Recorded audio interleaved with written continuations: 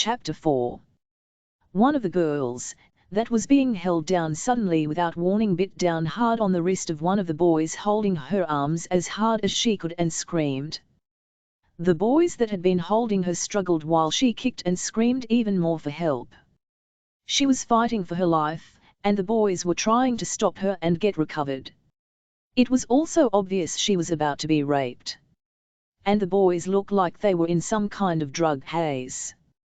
We could see the boy cry out, while blood was all over his arm from how hard the girl bit, and her mouth was now all bloody too as he shook her off. There were a couple of other girls too that they'd started this with, in other places of the room. Oh my hell, what was going on with these people? How could they be animals? They killed a teacher. There was no other way. If I hesitated now, Miss Asakura and Yumi would end up like these girls and I'd end up like Naru-sensei. I would have to be forceful, and without mercy. If I were to let them dominate the situation, I'd regret it for the rest of my life. So I leaped forward and swung the fire axe into the chest of the boy on the right. There was a sick thumping and squishing sound and I wanted to cry. The blood spatter went everywhere too. I didn't want to hurt anybody, but there was no other choice. The other boy that was being bit by the girl let go, and looked at me stunned. Immediately it was like I'd smashed open a watermelon and blood was everywhere. It was also the sound of like a huge sponge having water squeezed out of it quickly. Then the whole room stopped. The boys let go of the girls and the girls were running out of the room while only a few boys ran with them.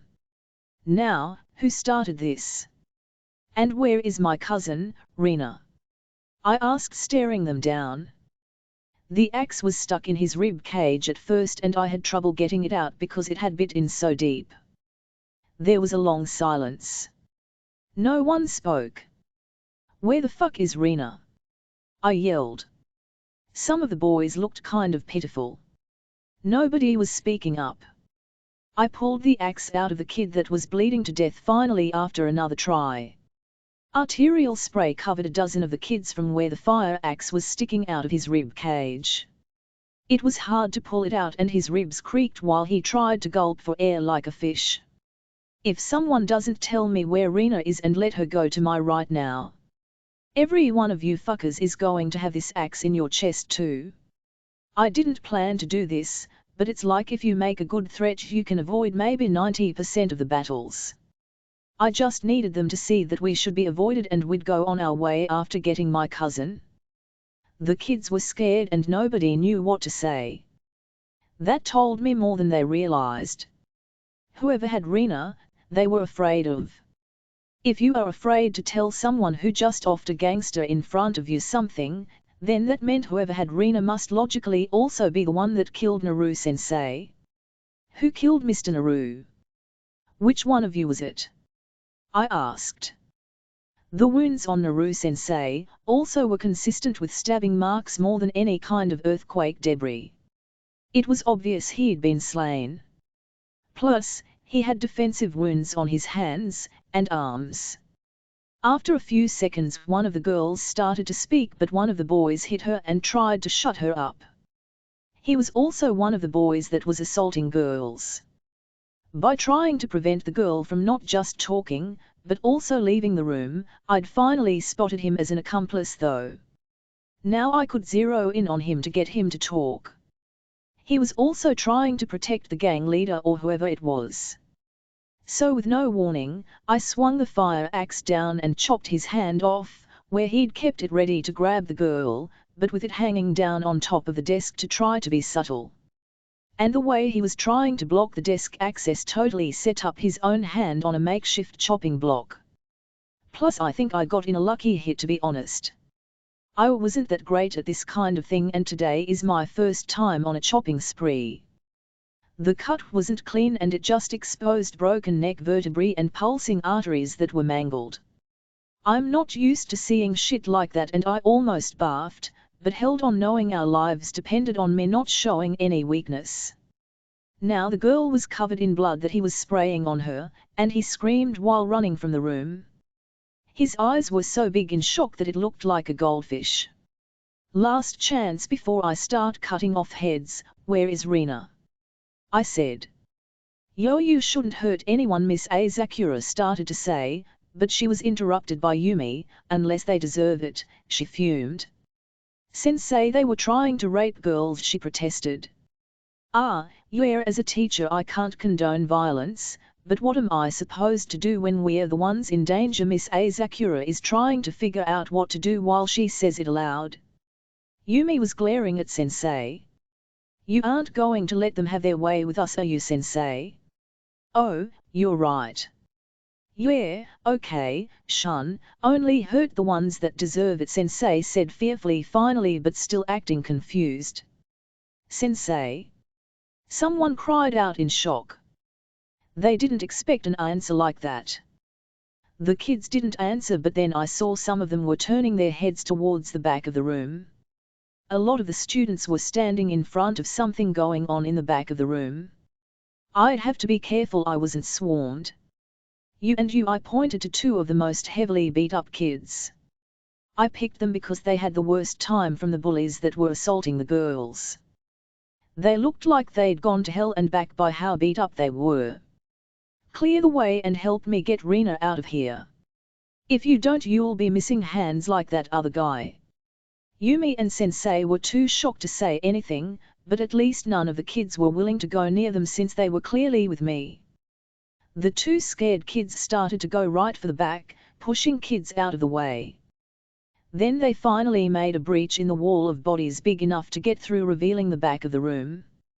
Slowly the kids parted the way and I saw a kid try to run away from the back of the room where a girl was crying out in pain and despair. He'd pulled away from her and it looked like he'd been trying to get her clothes off. I knew he was trying to get away. Plus he'd revealed himself to be the perpetrator by his lack of clothes.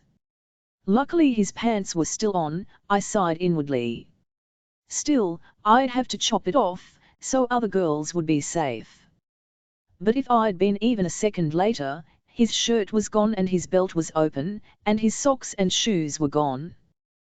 He was some kind of punk guy with earrings and a haircut that looked like a lawnmower had attacked him. He tried to circle and hide behind some other students, but I followed his movements. He ducked again and again behind other kids, trying to use them as meat shields while I hounded him. First he ran to the left, ducking again.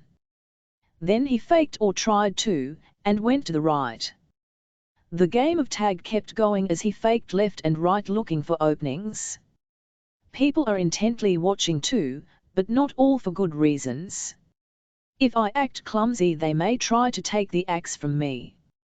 But some also are victims waiting for justice while wiping away the tears from their terrors. This guy, he was tall enough, and I hadn't figured that into things. He kicked out at me, hitting me in the gut, but because he was so far away he only grazed me. If he hadn't been scared of the axe he'd have been trying to finish me off.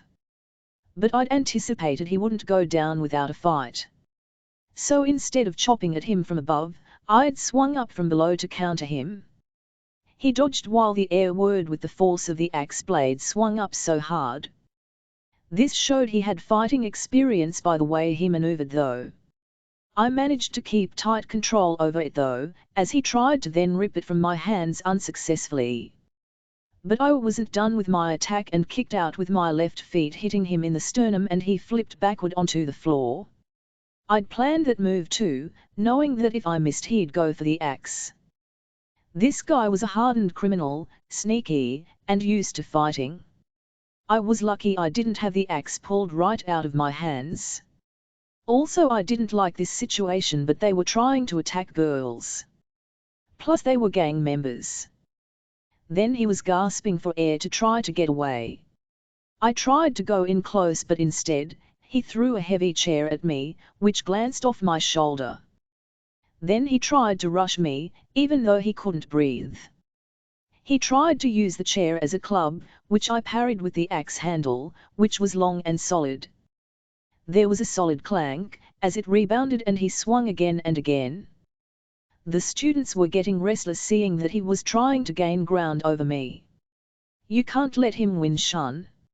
If we're really on another planet, I heard Yumi cry out in anguish. If he wins, none of the girls will be safe. Her cry sent chills up my spine. Again and again he swung the chair down against me with all his might and with crazy force with each blow. He rebounded it against the blow from my axe handle, which I used to parry for several minutes. But with each swing he was getting more bold and wild, thinking he would get me. He was trying to push me, and make me afraid, but I knew what he was doing and what he planned to do. He was trying to use overwhelming force, but it was going to tire him out faster. I was conserving my strength on purpose. In part, because swinging the heavy and blocky chair meant he was making his swings predictable. You can't swing something like that without revealing which area of the body you were going to swing it against. That only made it easier for me to parry. But something else unexpected happened. I heard someone run up behind me. Apparently he wasn't alone. One of his buddies swung at me from behind with a chair where my head had been, and I ducked really low, letting it go over me. Wow, that was close. I felt the wind go over my head as it barely missed me. That was distracting though, because it made the guy in front of me even bolder. I had to then twist and move so they couldn't be going at me from in front and behind, and to manipulate which side of me was facing both of them. It meant trying to keep both in front, and I dodged a couple swings and then came in from the side, while the spectator students were trying to stay out of swinging range of all of us. Some of them tripped over each other, even while they were swinging at me. But we were all surprised by what happened next. The two kids who had been beaten to a pulp by these guys wanted revenge pretty badly and were in a lot of pain. So they together started smashing the second guy with metal chairs together, teaming up on him. Both of them were crying while they smashed chairs over and over into that guy, who was trying to scream. His screams were interrupted by his head being smashed into, which made it harder for him to scream even while I parried the primary assailant in front of us. But that guy was tiring out now. His eyes were desperate too. She rejected me when I confessed to her last year. It's her fault. She lured me and tried to make me do this on purpose. It's her fault. He yelled desperately. Was he crazy? That was his reasoning and justification. What a lunatic. I didn't bother to respond. I had to stop him. It was just pure justification and shifting the blame on others. I'd seen others try that too. He was heaving and breathing harder than before now and kept at it, but by now the chair's legs were all bent up. Nobody would be sitting in it anytime soon. Finally he tried to extend himself too far and I saw my opening. It was the perfect opportunity, and he was too tired to recover from his swing quickly. The axe blade crunched into his arm, severing it only partway, while he screamed so loud that half the school had to have heard that. There was a mess of both broken bone bits and shredded mangled flesh with blood pulp spatter. Then I did a follow-up swing after he fell forward and his head rolled off onto the ground. It was so messy after that. When you sever someone's head, you wouldn't believe how much blood spatter it creates. The whole floor of the room was rapidly getting covered with blood. I was defending women, I reasoned to myself. It was justified. But the look of the arm tissue hanging there was so gross I wanted to puke. The students wouldn't talk, or say anything. No one did. It was deathly quiet. But it was too early to celebrate. I approached the girl in the back with a lot of fear. After getting closer I cried out in pain, realizing it was Rena. She was alive, but naked from the waist up. B-sized cup boobs were fully rounded and wide, there handsomely poking out. They'd been trying to shuck her pants off, but had struggled with the belt she had on. It had probably saved her from what would have been next. She thankfully still had her panties on, and they'd only gotten her pants down a few inches to expose her underwear color. If we'd gotten here any later it would have been super bad. Rena was out cold, I think. Too tired and sick to even know what happened, I think. I don't know, but I think she had like a combination of mental stress overload, her condition flaring up, and also being overpowered and hitting her head. Yumi, I need you now. Please, I said. I have to cover us, so you need to help Rina for me while I cover our retreat with lethal force. Get her dressed as fast as you can. Yumi and Sensei rushed over and tried to get her clothes back on. They hurriedly got the belt and pants back up and then secured her shoes and socks. I glared at all the students around us, to make sure no one even moved in our direction. The flames of the fire gave me just barely enough light to tell what was going on.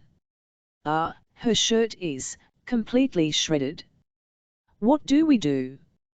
Yumi asked. That means that guy has a knife. Take it, and if he tries anything he's next to be put under my axe. Find the gangster kid's knife for me. Fast. I barked at the two beat-up kids that had helped us. They began rummaging through the pile of blood and picking through it, while I turned to look at Rina. I tossed them my uniform jacket. Yumi didn't have hers, so it was a natural thing to ask, since she couldn't give her the one she had. You can also give her the gangster kid's shirt, though it'll be a bit big. We need to get out of here fast, I barked. Rina also got a new hat. It was a baseball cap with funky gang symbols drawn onto it. After putting it on her and securing her, she had her shoulders looped over Yumi and Sensei's. She was starting to look like a gangster girl, but at least that was better than looking like easy pickings. There's a wallet here. Do you want it? One of the kids asked, holding up something covered in something that looked like strawberry syrup with a funny deep color. Earth money won't be any use if we're really on another planet with 2 moons. No, just the knife. Also, who else here helped him? I wanted to know, and now. They ran off. They knew they were in trouble when they saw that fire axe. That's one of the gangs that's been here recently. Everyone thought they were so quiet lately, but maybe they were just waiting for something like this to happen so they could take advantage of the chaos, one of the kids said. Can someone confirm what you just said? You guys watching them do that doesn't make you very believable, I responded. The two beat-up kids both cried out, we tried to help. That's why they beat us. Now both me and Kenji have black eyes so bad we can barely see 5 feet in front of us. They were going to kill us next, and would have if you hadn't shown up, one of them said, crying in shame and wiping snot from his nose. Please take Yuta and me with you. Here's the knife, by the way, the other said, presumably Kenji. It took them a while to find the knife because of the blood. Huh? I said, dumbfounded. Well, the school isn't safe, right? Let's get the hell out of here, before that guy's goons come back. They have more friends in the engine repair class. They might come back with them. Thanks for the heads up. Ladies, let's go. Kenji, please take the desk torch thing, whatever it is, carefully, and you guys lead us to the wood shop. We need everything sharp we can get our hands on, and then we're out of this place, I said boldly. Don't you want the knife? Kenji asked again. Not yet. I want you to hold it for me just for now, and watch our backs and help me get us out of here fast. By now the whole school knows there's no law and order anymore. How fast is the wood shop again? Yumi asked, heaving as she and Sensei were holding up Rina. By now Rina's eyes were open, but she was sleepy-eyed and barely conscious. Oh, what a nightmare, she croaked. Yeah, but we're not going to let anything else happen, I said. Before they come back, hurry to the wood shop. That guy has a lot of friends, Yuta said quickly and nervously. He was already looking out of the class into the hall. Whoever is coming with us better not cause trouble or they'll be put down. As the second in command, I've got my eyes on you, Yumi said. Wow. I hadn't expected her to take charge like that. Turning around, I saw few kids were following us. They were scared, I realized. but I didn't know which ones I could trust and which ones I couldn't. That complicated things. I also couldn't tell which ones had just let bad stuff happen, but it was also true that some of them were innocents too. How would I know who to trust? Who do I take with us? And who do we leave behind?